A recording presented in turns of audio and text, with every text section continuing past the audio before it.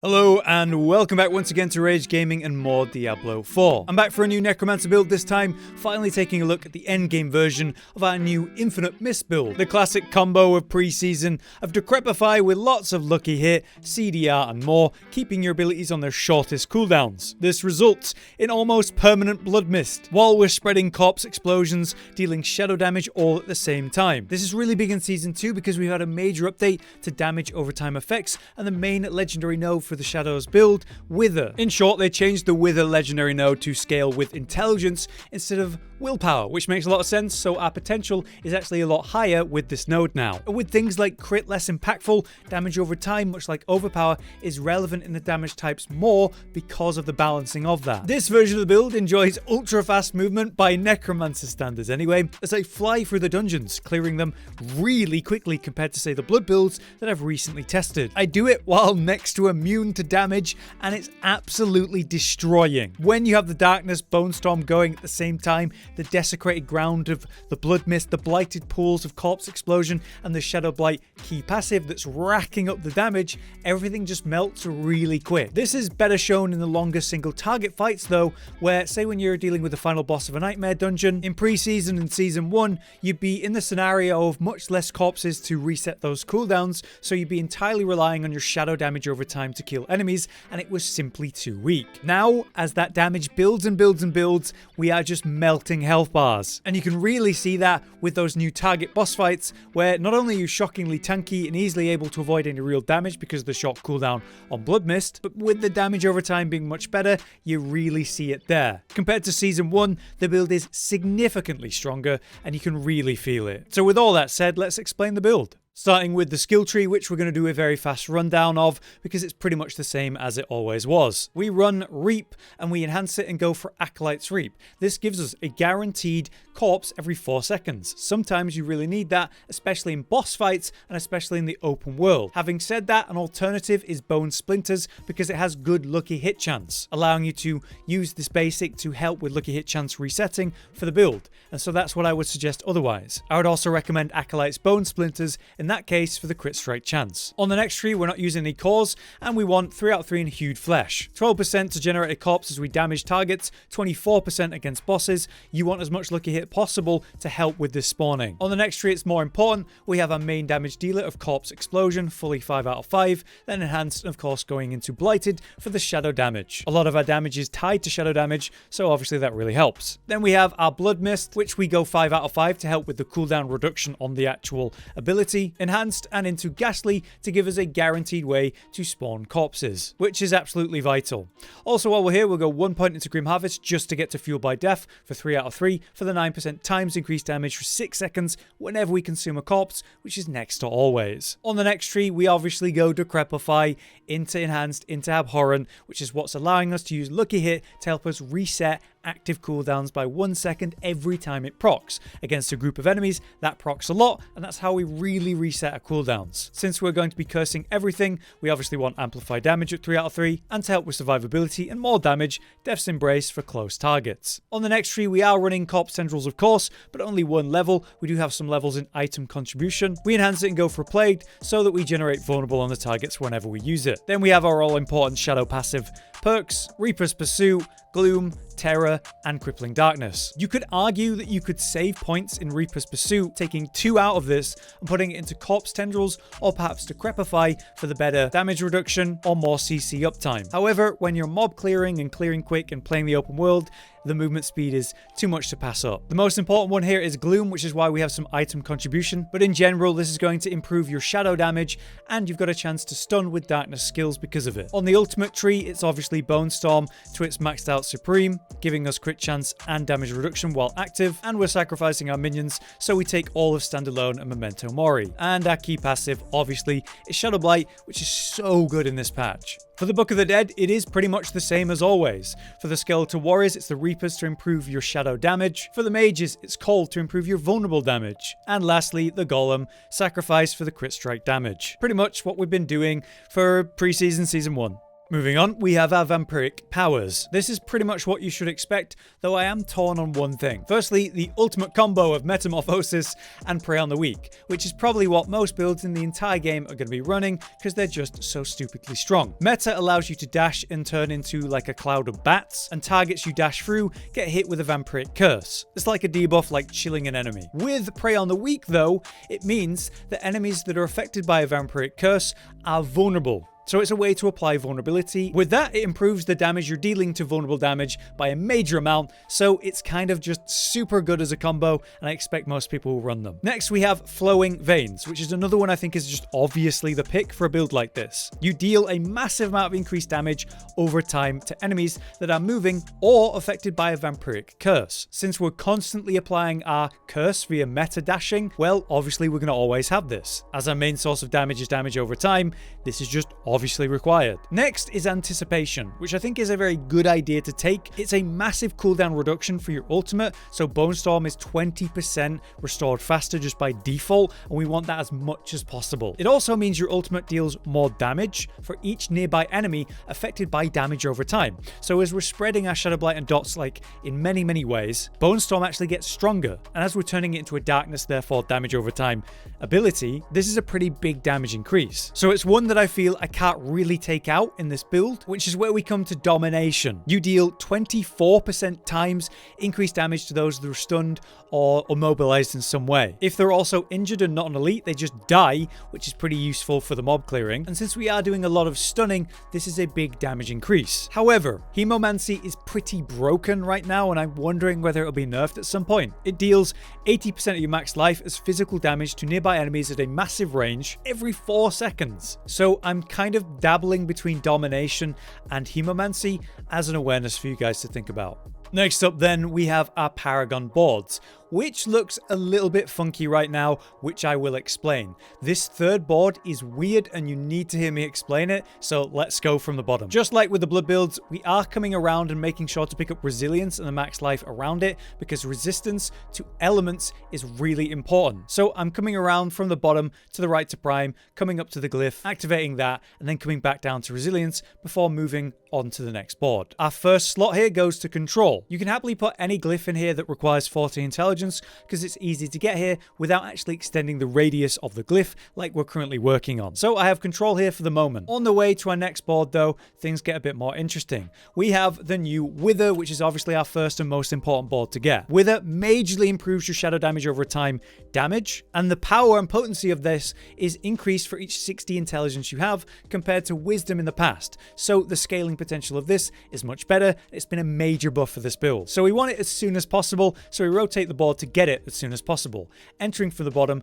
coming to the left, picking up dragging shadows and all the nodes around it, and coming down to Wither. Then we make our way to the right, up to the rare node Lingering Shadows to improve our shadow damage over time, and again all the magic nodes around it. Then we come up to the left, and on the way we'll go to Gnawing Darkness, again more damage to shadow damage over time affected enemies. Finally, we come to the right and make our way up to the glyph, touching on Malediction on the way, where we have Scourge. Scourge provides you and your minions, but we don't have any, to have 10% times increased damage to enemies affected by shadow damage over time effects. So this is basically always 10% times damage. As you scale it up and put more intelligence here, you improve your shadow damage over time, your main source of damage. So this is the one that we want to level up first when we finally have points to come back here and pick up more intelligence. I have this leveled up to 15, so the radius is extended, so it's easier for me to get this. If you need to, you could put this in your first node where you can get 40 intelligence easier. Anyway, this is how I get it going initially. We come to the right and work our way to board number 3, where things get interesting. Now, of course, we're doing a lot of corpse consuming, so Flesh Eater is a required thing. As our third board, after Wither, it just makes a lot of sense like it previously did. However, it's a bit awkward when it comes to the glyph socket, because here, without a radius increase on a glyph, you can't get a 25 dex or 40 intelligence active, so it's kind of a really annoying glyph. Previously, you put something with wisdom in this, but now we're focused on intelligence, so it's just in an awkward place. Therefore, what I'm doing is I'm actually coming around to the right and picking up the legendary node, and then leaving the board to the fourth board without picking up this glyph socket. Now that I've come up here and finished this board, I've started to work on this glyph again. So let me tell you the path. We enter the board and come up and hit stifle on the way. I'd like to pick up this magic node, but I needed the points at the time, so maybe you'll pick this up. Then we'll come round and down to the legendary node. With that, we will come across just a few points and then come straight up to the next board, ignoring this glyph socket. This brings us to the next board, which is of course Scent of Death for the big damage reduction when corpses are nearby, which is next to always. I rotate the board to get to the glyph socket though, because we really want to get this glyph going. So we enter from the bottom and come around to the right, picking up all the intelligence on the way, and activate the glyph socket, where we put in obviously darkness. For every 5 intelligence you get around it, you improve your shadow damage, our main source of damage, and whenever you deal shadow damage to an enemy, that enemy deals 2% reduced damage, up to 10% for 5 seconds. As we're dealing damage over time, this goes to 10% basically instantly and is up all the time. So a big damage reduction and a way to improve our shadow damage even more. To activate this, you need 40 intelligence, and you can easily get it, as you can see, without this being level 15 with a radius extend, so it's great for an intelligence board. I work my way up like so through the intelligence nodes to come to the legendary node Scent of Death, and while I'm here, I snag the Ruin rare node, which gives you extra damage to healthy enemies and more crit strike damage. At this point, we can come back down to board number 3 and start working on this glyph socket, where I've got Territorial, which I cannot activate until I increase the radius. So, as soon as I have a second glyph at level 15, which is almost control, I plan to do some swapping to get another glyph going. The awkwardness of this board though, in terms of needing level 15 glyphs to get them working, is a pain in the butt, and so I wanted to warn you about it, and this is how I've dealt with it. Next up then we have the gear, which we'll go quick on. We have a weapon which is going to be a wand. You're going to need a wand because it provides inherent lucky hit chance. The best offhand we can run is a focus because that comes with inherent cooldown reduction. This also nets you an extra aspect, which is important because we're running a unique in one of our offensive slots. The unique is obviously Howl from Below, which comes with lucky hit inside of it and improves the damage of your corpse explosion, also turning them into these like bombing skeletons that run at enemies, which helps actually hit targets that are moving around. It's kind of the optimal piece for a build like this, and I wouldn't say required, but I would definitely say really important to get. The other unique that I really wish I was running is that unique ring we mentioned in the introduction. The X-Fel's corroded ring. It means your damage over time sources have that 50% chance to erupt, dealing big damage of the same type in AoE. So more shadow damage over time, and extra damage in general. It's really good. I really want it. Outside of uniques, let's go through the build. Starting from the top with our helmet, where we have Explosive Mist. This helps reset your Blood Mist cooldown because while you're in a Blood Mist, it will pop corpse explosions for you. And as you do that, it will reduce the cooldown of Blood Mist. So absolutely brilliant synergy, and means while you're in Blood Mist, you're popping corpses for even more damage, which is really nice. Much like your defensive of Shielding Storm, providing a nice barrier while you're using your Bonestorm, and our Bonestorm wants to be active as much as possible, so extra reduction on damage. Disobedience isn't what it used to be, but it's still a very good defensive aspect, and since we're not really using our basic attack all that consistently, I think Disobedience is better over Might. On the boots though, it's the same pick as always for Necromancer builds at this point. In Season 2, it's going to be a lot of Ghostwalker. When you're unstoppable, such as when you're in Blood Mist, or you've just used your meta dash, and for 4 seconds after, you get up to 25% increased movement speed and can move through enemies. This is fantastic for the slow Necromancers. Next, we have 4 offensive slots in the rings, your focus, and your wand, and you can put this in any order you like. We have the Decay aspect, helping Shadowblight stack up more damage. We have the Blood Soak aspect, which means Blood Mist leaves a desecrated ground, dealing shadow damage, which is fantastic. But it also removes that slow of being actively in Blood Mist, which is just such a good quality of life thing. We have Grasping Veins, of course, for the crit strike chance and crit strike damage improvements. This activates as you corpse Tendril for the crit strike chance, and then those that are hit by it, that's who you get the crit strike damage against. This aspect used to be absolutely vital in all builds, and you'd often see it ran on amulets in next to every build, but with crit not being what it once was, it's still important, but maybe not as important. Finally, the last offensive aspect that we have on these 4 slots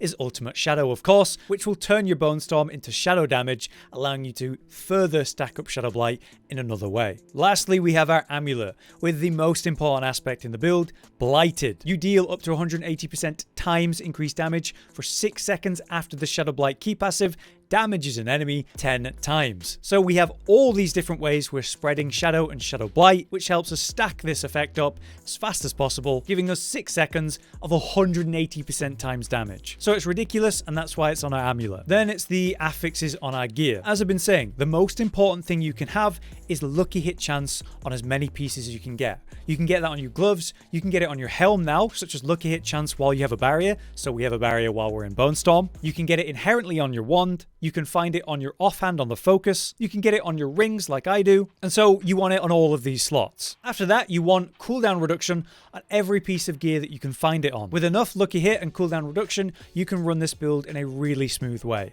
After that, shadow damage and damage to shadow over time affected enemies. These are also great offensive affixes, but also damage over time itself, just the raw thing. Crit strike chance and damage is also going to be good as usual, but not as important, and vulnerable damage increases, that'll be nice too. In terms of defensives, it is what you should expect. Total armor, maximum life, damage reduction, and damage reduction to distant or far enemies all are great. But in this build, we can also benefit from damage reduction from shadow damage over time affected enemies, so those that are affected by our damage deal less damage to us, so that's another defensive we can run specifically in a shadow build like this. In terms of specific skills that you want, on your amulet, you're looking for ranks of the Gloom passive, the most impactful DPS increaser, and ranks on your corpse skills, which we can also get on the amulet. You can also find on your boots and your legs, things like improving your corpse explosion and corpse tendrils levels, which I would like more of, to be honest, in this build, but I haven't been able to find so far. Lastly, for the gems, we're running the improvements to damage over time in the weapons,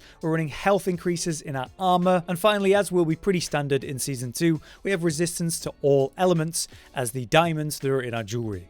Lastly, for a quick gameplay guide then, is what you need to know when playing this build. As I've explained throughout this, lucky hit and cooldown reduction is core to actually functioning. We need it to reset all kinds of things, like your blood mist, like your Bonestorm, corpse tendrils, but also to proc things like hued flesh for your corpse spawns, which really matters in longer single target fights. So, you need to be resetting these cooldowns, which means you must always apply Decrepify to everything, triggering that cooldown reset throughout combat. Normally, I begin fights with a blood mist, which allows me to move into enemies generating corpses that will need to pop and corpse tendril. But the actual blood mist itself is an offensive attack, dealing shadow damage buildup as we drop desecrated ground and pop corpses while we're in it. If I want to hard open a fight, say there's elites or whatever, I will also Bonestorm before entering the blood mist. So the Bonestorm is flying out while I'm in the blood mist, dealing DPS in multiple ways while immune to damage. Alternatively, you can open a fight with just a Reap basic attack, which will generate one corpse. This is probably best used in a boss fight when I'm opening on a boss, where I apply Decrepify and then Reap, then corpse tendrils, then Bonestorm, and then blood mist in that order. If possible, I'd like to pop corpse explosion before an incoming fight, because we get different DPS increases when we pop a corpse or multiple before a fight actually starts. This is just good when you're doing mob clear. Overall though, I'm trying to group up mob clear as smoothly as possible with spam corpse tendrils, and so ideally you group enemies up with corpse tendrils and then dash through them with your meta dash. This applies the Vampiric Curse debuff, which makes them take more vulnerable damage and more damage over time, so this is a major DPS increase. We reapply this to targets constantly, especially elites or bosses. In the longest single target fights, I try to keep all of the various debuffs active on the enemy, keeping them in my pools of damage, and absolutely spam corpse explosion under them. The more you do, the more burst and damage buildup you'll get, especially when you hit 10 stacks of Shadowblight where the DPS goes crazy. But yeah, those are the details for the gameplay. In conclusion, this has to be one of the strongest builds in the game flat out right now. It takes on every version of endgame content and challenge extremely well. It's super survivable with its immunity to damage being so consistent, and then all of that control with the permanent slowed enemies or almost always stunned targets that are grouped up nicely for your AoE. God, the single target DPS has never been better. So overall, brilliant build. Once you hit the end game, you need to try this. Just make sure you've got enough lucky hit in the build before you fully commit. For now though, I hope this build has been useful to you. I've been Hollow, you've been you. Thanks for watching, see you next time.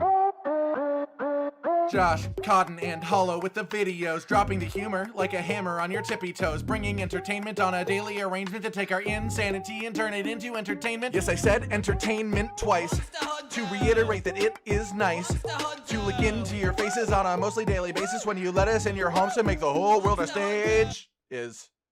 Goodbye.